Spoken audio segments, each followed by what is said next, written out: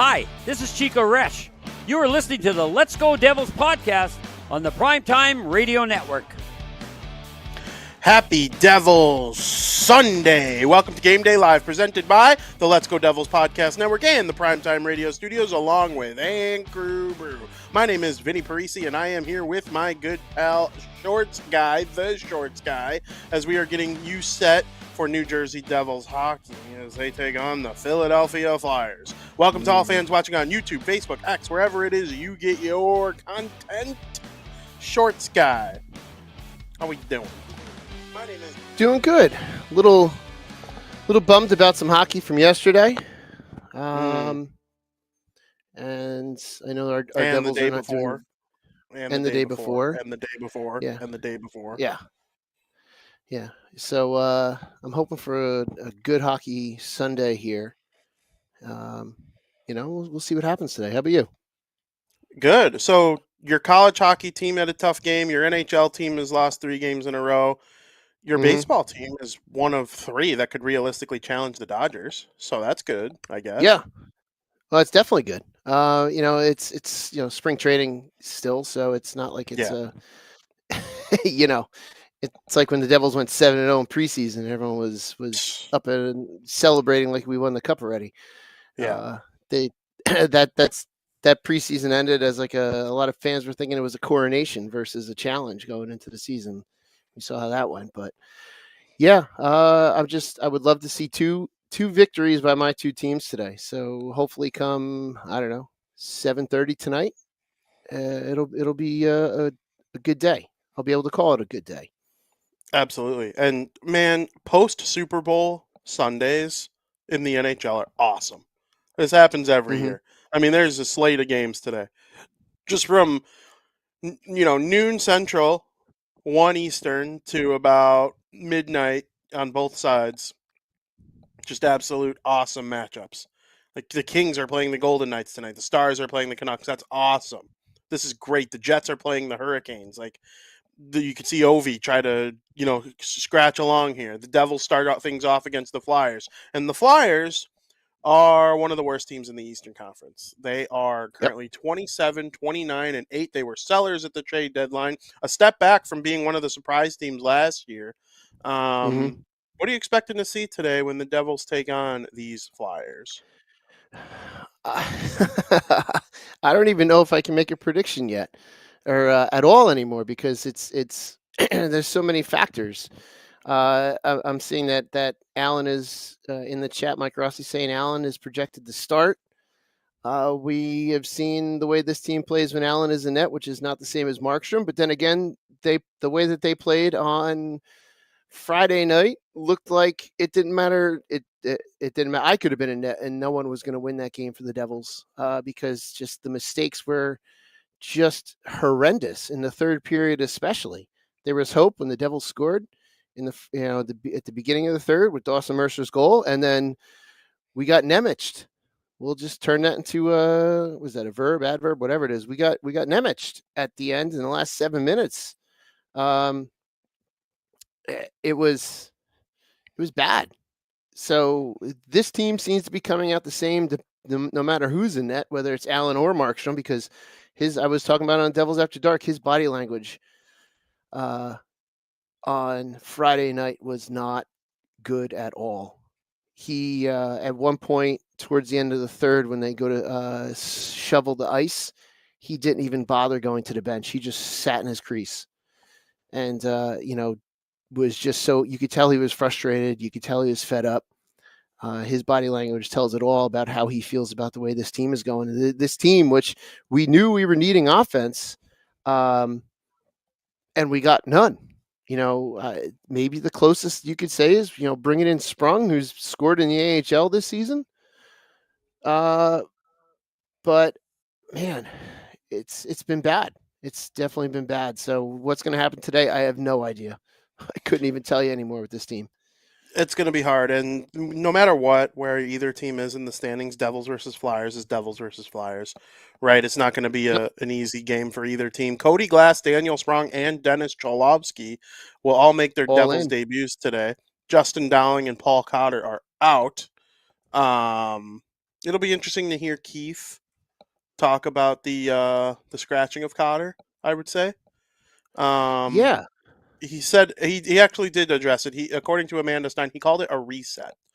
And then he said there's just a lot of areas in his game that are really lacking right now and really not allowing us to have sustained pressure and keep our game going. We need better from him. So you start off the year Cotter. incredibly well. He said that about Cotter. He could say that about 3/4 of this roster right now. 100%.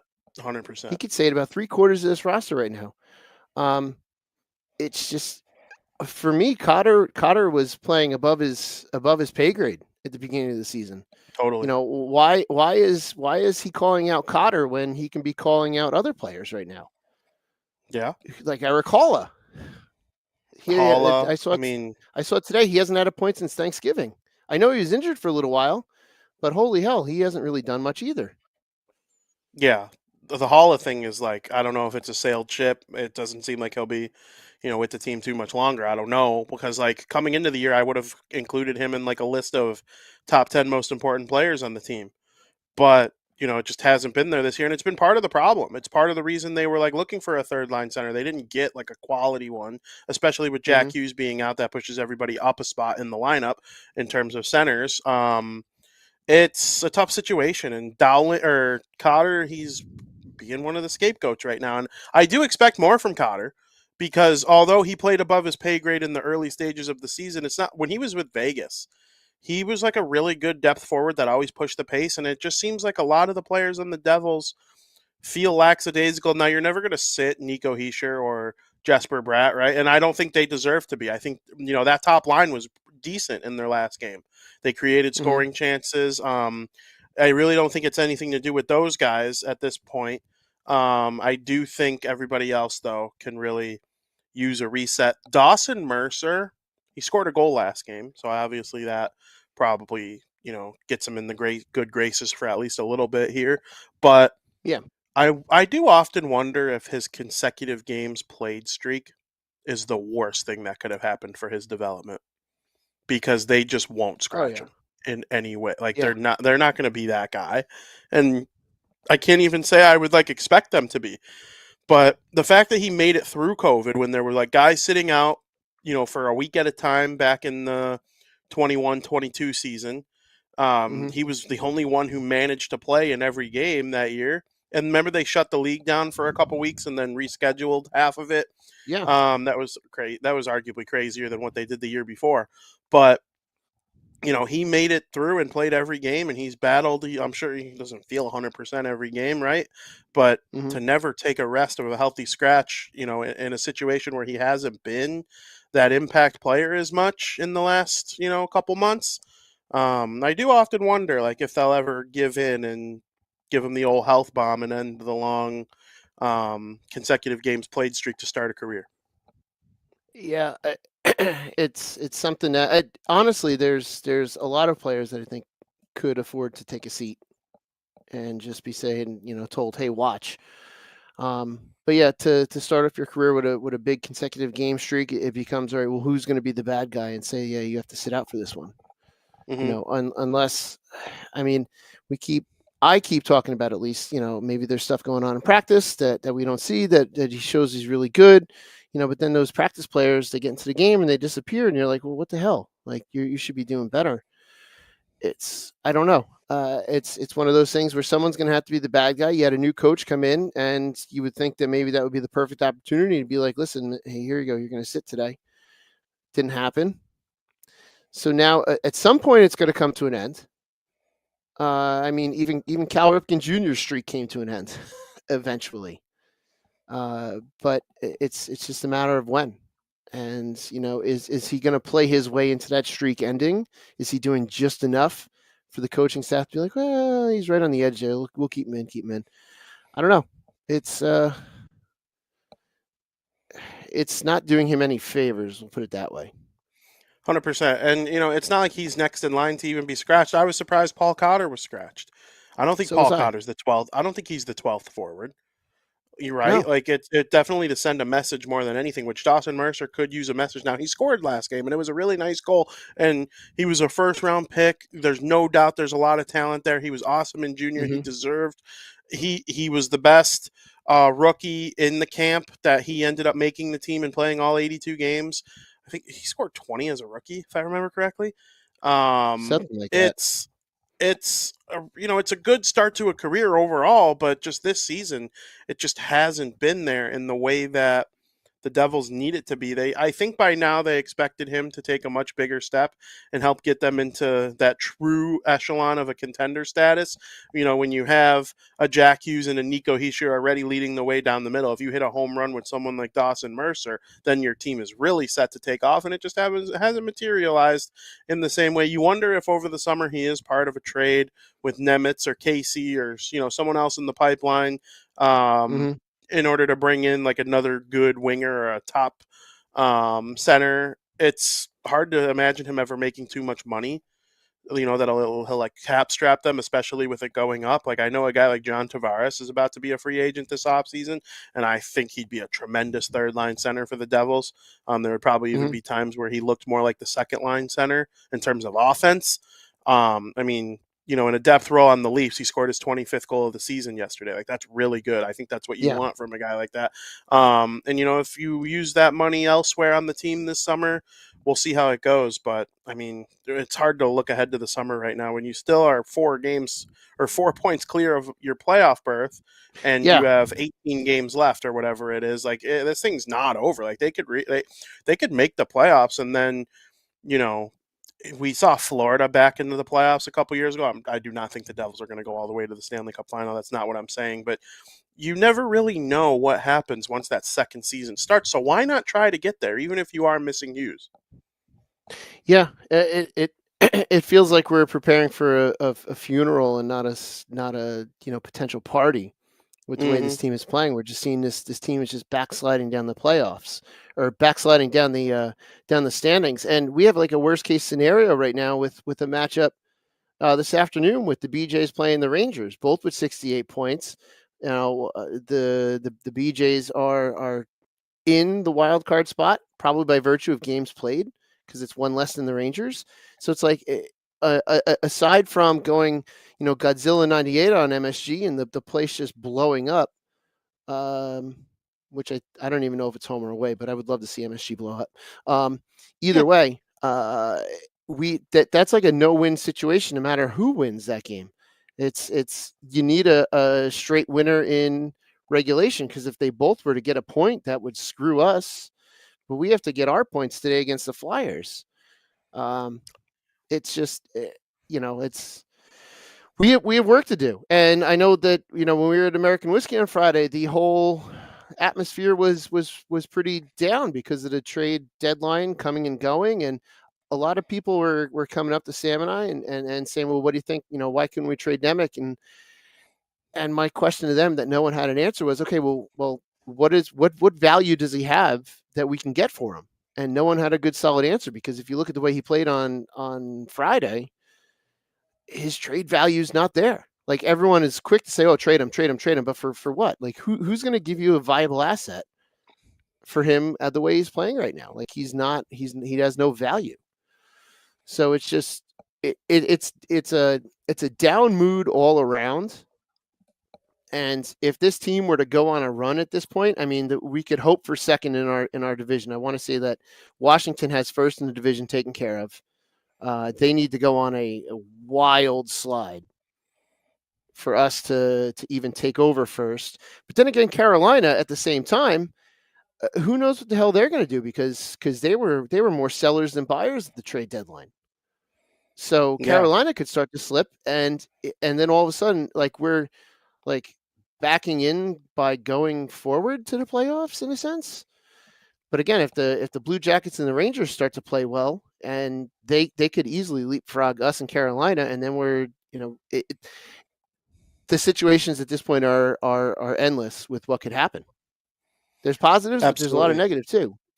There is. And the Blue Jackets and Rangers have both lost 2 in a row now. Both of the Rangers' losses were in overtime, so they did get 2 out of a possible 4 points in those Which two sucks. games. which absolutely sucks. But thank you, Brady Kachuk, for ending it in overtime yesterday. Future Devil already doing his due diligence against the Rangers. The Columbus Blue Jackets, I hope they win in regulation because The they are, and BJ's? it's not because it's the Rangers. It's really not. If the Rangers were in the Blue Jackets spot and the Blue Jackets were in the Rangers spot, I'd be rooting for the Rangers. I hate saying that, but I really Yeah, do yeah, yeah. believe it because the Rangers have the extra game in hand. So that that's a strike against them. I think the Blue Jackets have better vibes this season, so I think the Rangers are more likely to fall off than the Blue Jackets. So why not just push the Rangers down? hmm Is kind of my feeling. And the Devils play the Blue Jackets 2 more times. And they're both That's a good soon. thing. So, and And that is a good thing if the Devils beat we them play the twice in Rangers once. regulation both times. Yeah, they play them once. And I think those games are different. It doesn't it's like the Flyers. It doesn't matter where either team is in the standings. Where the Devils against the Blue Jackets, the better team usually wins. It's not. It doesn't hmm have that same rivalry feeling as the other two, where it could go either way no matter what. If the Devils are the better team that day, they'll beat the Blue Jackets. hmm And I just think when you have those games in hand or those matchups against someone, it's easier to you know, remove yourself. I don't care if the Devils come in third or get in a wild card spot. Without Jack Hughes, I just want them to make the playoffs, get some guys some experience, feel good about going into the summer, whatever the case is. If it was about winning the cup, obviously you want to be second in the division, have the home ice, and it's just not about winning the cup to me right now. It's about developing this thing for the future and getting Yeah, Nico Heischer and Jesper Bratt and Timo Meyer feeling good about their games heading into the summer, getting ready to get Jack back, becoming an attractive destination if someone wants to be a free agent team. Well, hey, we made the playoffs last year and this happened to us. I think that, is a positive about the team if they hmm make the playoffs despite the struggles this year. You look at the entire Metropolitan Division through a lens, Washington is like the Golden Misfits 2.0. How yep, long is their how much treadway do they actually have left? Carolina shot themselves in the foot with the Rantanen thing. They don't have Nietzsche anymore, who's awesome. Columbus, I don't know how much of this season is vibes. I don't know how much of it is actual proper development of talent because I know Adam Fantilli, Kent Johnson, uh, they have Werenski, who's like a top defenseman, but beyond that, is this a situation where they are the Cinderella story this year and then fall back again next year as they continue to develop? And that wouldn't even necessarily be the worst thing in the world for them. It's just hmm partially how it is. The Rangers' whole core is 33 or older. And then you start looking at the Islanders, Flyers, and Penguins, who are far away, I think. So, yeah. in the scope of the division, it's not like the Devils are screwed long term. This season, you have to find a way to figure it out without Jack Hughes. It's tough. It's a tough situation, and it's hard to predict. It is hard to predict, and if the Devils can make any noise, if the Devils can make the playoffs and make any noise in the playoff without Jack, just imagine what they can do with Jack, which could be a selling point come free agency in the summer. It'll also point out, and this is kind of an odd take, but it'll also point out other deficiencies that maybe have been there but not as glaring because Jack being there. So without Yep, Jack, I feel like you're going to see the real scars of this team totally. and see what really needs to be done. Even though we all can see it ourselves, it's just a matter of now. It's like, okay, let's see this team without Jack because we saw this team without Nico for a while and it wasn't great. Now we're going to see this team without Jack for the rest of the season and into the playoffs. Not off to a Which great. no, not off to the great start, but it's I don't know. It's. I mean, I'm looking in the chat. Everyone is saying they don't belong in the playoffs. People not happy with the team. It's there's never a bad. It's never bad to make the playoffs, whether No. we believe this team deserves it or not. Well, That because who experience below is the always line great. deserves it then, in your opinion? Well, Do the Rangers deserve it? no Do one the Red deserves Wings it. deserve it? Well, does No eight one teams does. make the playoffs? Montreal, do they deserve it? 5-4-1 in their last 10. The Wings are 3-6-1. They've lost 5 in a row. Who deserves it more than the Devils? That's out of the playoffs. That's the hmm thing I don't understand. The Devils are still at the end of the day 33, 25, and 6 with 72 points, which is third in the Metropolitan Division. Yeah. As of right now, they deserve it.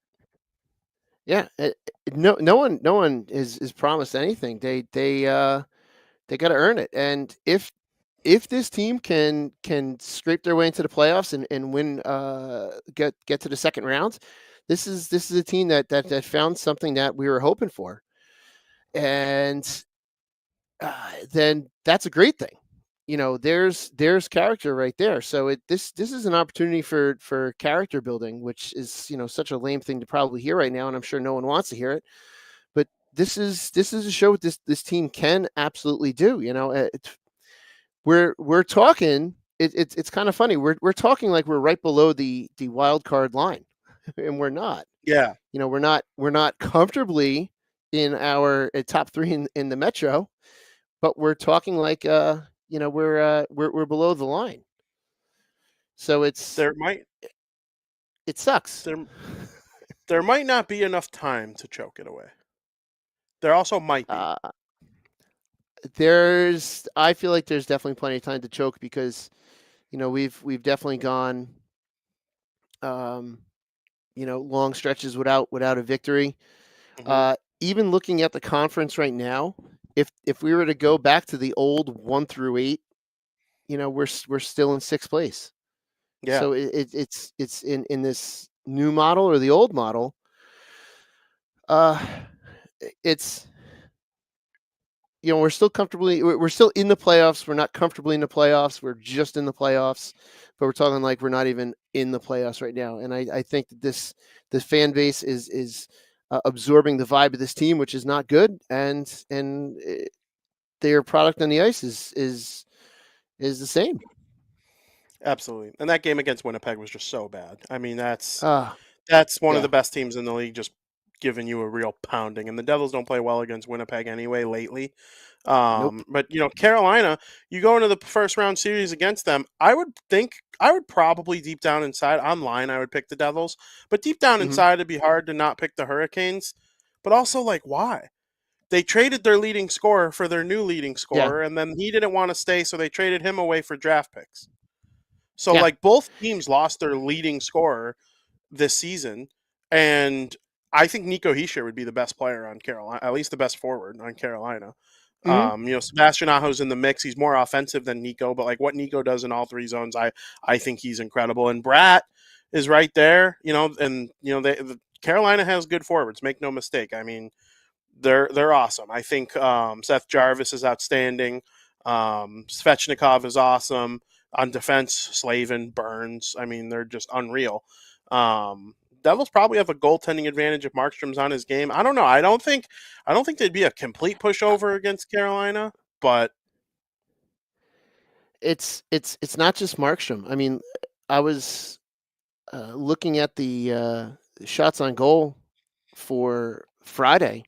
We had allowed just over 20 shots on goal through the first half of the game. We were on pace to yeah, give up 40 shots over the course of that game. We gave up 35. yeah, That's a heavy workload for anyone. hmm In early parts of the game, we were outshot. I think it was like 9-6 or something like that in the first. I'm sure the shots on goal by period are here, but 11-7 in the first, 14-7 in the second, and 10-9 in the third. So we woke up in the third, but we were pretty heavily outshot going into the third. And then they had 10 shots on goal in the third. They scored 3 goals thanks to Simon Nemec, in his abysmal play, which I don't like to point players out unless they deserve it. But man, his play on Friday was just atrocious in the third, and they kept putting him out there, which I didn't understand. Like it's the third goal. I can give him. I could have given him a little bit of leeway on because of bad bounce off the back of the boards, but with the two preceding before that one, nah, no way. He's definitely got an issue, and it's that. Remember the Devils at one point in the season were giving up less than 15 shots in a game yeah, defensively. What was that? yep, 3 games in a row, we let up 12 shots or less, or something yep, stupid like that. Now we're letting up 20 shots before it's even halfway through the game. yep, So something's not right defensively. It's Nemec was a part of the problem on Friday, but he wasn't the whole problem. because of allowing that barrage of shots, and it felt like the Jets were in the devil's zone most of the time. So there's a systemic problem. That's this team's not playing well defensively. They're not playing tight. They got to fix it. Absolutely. And we're cutting it close here time wise. I would like everybody to go in the chat right now and throw in what you think is going to happen in today's game. I would like to see some predictions, read off some final scores from the chat. Shorts guy, we'll let you kick it off while people start throwing in their stuff into the chat. What do you think is going to happen in today's game between the Devils and the Flyers? Man, this is definitely one of those things where you never know what the hell is going to happen against the Flyers. We've seen it tight to where the Devils and the Flyers have been a 2-1 game. We've seen it the other way around. With the assumption that Jake Allen's in net, I think saying that that the team plays different in front of him than they do Markstrom. I just think this team is playing pretty crap defensively. I still have a hard time picking anyone to beat the Devils when we do our predictions, so I'm not going to change that today. We're going to say, I'm going to go really wild here. This is like a Samu prediction in the whole opposite end. 1-0 Devils. Wow. And Brooke Amanda put 1-0 Devils in the chat at the exact same time that you said it. It was simultaneous. It was simultaneous. It really was. That was crazy. I know, right? I'm like stunned. I'm looking down at the chat to like see how saw many it scores too. are coming in to like start preparing to read them all. And right as you said it, it was almost like you saying it did that little like transcribing onto the phone. Yep. That was awesome. Hey, woo, Mark Schwab. All right, thank you, Mark Schwab. He calls it a must-win It is a game against the Flyers. Love that. Okay, so let's read off some scores. Select the Boy says 3-2 Devils. Steve Engel says 3-2 Devils. Max points out that December feels like it was 12 years ago. Feels like a Taylor Swift lyric. December feels like it was 12 years ago. I like that. Mike says 3-1 Devils. Nick says 4-1 Flyers. I'll read those today. When the Devils win a game, I'll go back to going every time I see a score like that. Mm-hmm. Serve says 2-0 Devils. Allen gets 5th shutout. Cody Glass, both of our goals. It's funny, Shorts guy. While I'm waiting for, while I'm in the Blackhawks press box, I'm waiting for the game to start, and they show like the leaders of every like major statistic for skaters and goalies on the Jumbotron. And seeing Jake Allen in second place for shutouts every single time I'm there, I'm like, wild. This is absolutely nuts how he has 4 shutouts. That's crazy. Especially considering the Devils have been on – what percent of Devils games ended in a shutout one way or another? I'm going to figure that out for our next show because it's got to be at least 10 games. At least 10 games have to be a shutout one way or the other. And pitching a shutout? Yes. Okay. They have to lead the league in one of the teams involved in the game scoring 0 goals. They have to lead the league. I'd be stunned if they don't. I'll have that for you next game. Next show. Either them or the Sharks. Totally. Because if Celebrini doesn't do Celebrini things, they're in trouble. And they traded Wallman now, who had a brilliant assist yesterday for Edmonton. So let's see. Max says 6-2 Devils. Brooke says 1-0 famously. Michael Rossi says, I want to say 2-1 Devils, but with Allen and Ed, I don't see a good outcome. Not sure about the Allen stuff, guys. 4 shutouts. Second in the NHL. Team plays like crap in front of them, though. But now the team's just playing like crap in front of everyone in net. Exactly. It wouldn't matter if it was Jake Allen, Jacob Markstrom, or me. They're playing like crap in front of whoever it is. Or Marty Brodeur, yeah. Who you are better than, by the way. Who? You are better than Marty Brodeur. Oh, no. Like in your league, relative to Brodeur? No. You're the GOAT of your right league, now. And he's the GOAT of his now. league. I wish. Some struggles lately? Oh, no. Struggles, yeah. We'll put it mildly, struggles. Well, we'll blame it on the defenseman. Guy can't clear the puck in front of you. Glenn says 3-1 Devils. Let's see. Robert says Flyers 3-1. Mark says 5-1 Devils. Love that. Um, let's see. Mark says game starts in 10 minutes. Yes, roughly. It'll be a little after 10 minutes. It'll be like Yeah, like 108, something like 107, that. 108. Yeah. Yeah, and then Brooke says it's not about Allen. It's about how the team plays when Allen is in the net, which is absolutely true. Last time he was so mad that he stormed off, and they were just like, "Okay, Nico, go in there." And And it was before Markstrom came back. Markstrom had the same body language yesterday, so it's there's an issue there. Absolutely. Billy Dean says 3-1 Flyers. That's the most shocking thing of all time. Thanks, Billy Dean. I thought you were here to give me love. I guess not. Yeah, we love Billy Dean though. Really, We really do smart sometimes, hockey guy. occasionally. Max says Shorts Guy's 5-hole right now is bigger than my butt after a 5-course meal at Taco Bell. Max, you're not really all that wrong. That's mean though, because like, why you got to diss Taco Bell? I'm kidding. I'm kidding.